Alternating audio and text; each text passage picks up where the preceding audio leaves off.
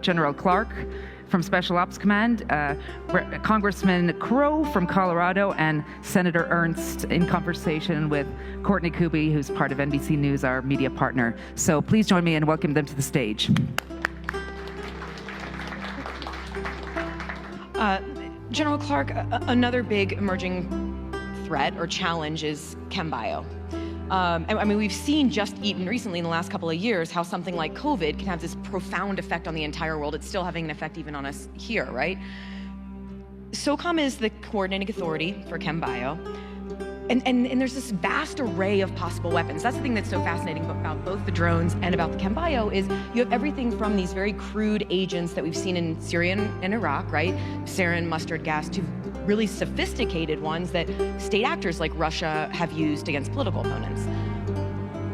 Where do you see the current threat from Chem-bio, and what is the U.S. doing to potentially combat this when, just like, again, like the drones, it's such a vast array of danger, of challenge?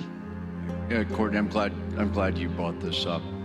As you know, the department has charged SOCOM to look at this threat and to look at the actors that are proliferating this. And you raised one in the manner it was used with both chlorine and mustard gases. Were used in 2014, 15, 16, mainly experimental, but it was used by ISIS in Iraq and Syria. And through some lethal activities, took some of the purveyors that had used those weapon systems off the battlefield. But that just should prove to all of us that it's pretty simple to do it. And the fact that someone in the basement in Mosul with a few lab sets can do this. And I think it's something that we, as a nation, need to continue to push on the norms on this, but then also to continue to look at what those threats are and continue to combat them because we have both non-state actors, like an ISIS or an Al-Qaeda, who continue to look at those as a use, because they instill fear. They instill fear and are basically a terrorist weapon system. So we have to ensure that we can protect our own forces.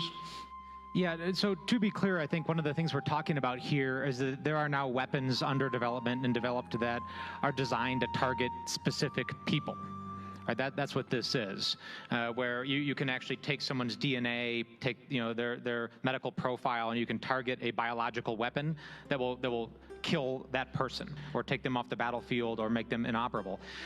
So you can't have a discussion about this without talking about privacy and commercial data and the protection of commercial data, because expectations of privacy have degraded over the last 20 years. Young folks actually have very little expectation of privacy. That's what the polling and the data show. And people will very rapidly spit into a cup and send it into 23andMe and get really interesting data about their background. And guess what? Their DNA is now owned by a private company and can be sold off with very little intellectual property protection or privacy protection. And we don't have legal and regulatory regimes to deal with that. So we have to have an open and public discussion, and this is going to have to be a political discussion about what does the protection of healthcare information, DNA information, and your data look like, because that data is actually going to be procured and collected by our adversaries for the development of these systems. And I'll add on as well, when we look on a broader level, who else needs to engage in this? Well, it can be USDA, U.S. Department of Agriculture. So not necessarily those specific human targets with a particular type of weaponized biological weapon, but also if we look at food security. And what can our adversaries do with biological weapons that are directed at our animal agriculture, at our agricultural sector? Hoof and mouth disease, highly pathogenic avian influenza, African swine fever, all of these things have circulated around the globe, but if targeted by an adversary, we know that it brings about food insecurity. Food insecurity drives a lot of other insecurities around the globe.